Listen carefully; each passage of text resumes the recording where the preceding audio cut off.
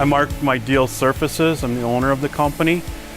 We've been using Hypertherm for the last year for a production of cutting Cambria quartz countertops. The biggest selling point was, having that combination saw that we were able to do both sawing and water jetting at the same time.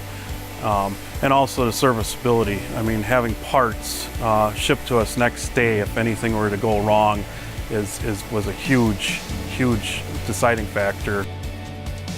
I'm Greg with Ideal Surfaces. Operations of shop, do all the maintenance on our pumps and the fusion operations. Yeah, we have about 650 hours on the machine. Hitting close to that 650, we had to change out one side, the pockets and the seals. And at that time, it took less than a half an hour and we were back in service. So we're very pleased with that, how fast that system went.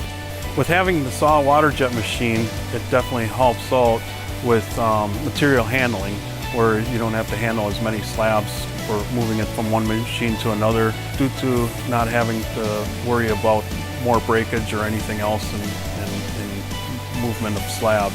I'm very pleased with the pump and the operations of the pump. And going through Park Industries and walking us through everything works out very good. So we're very happy with the system.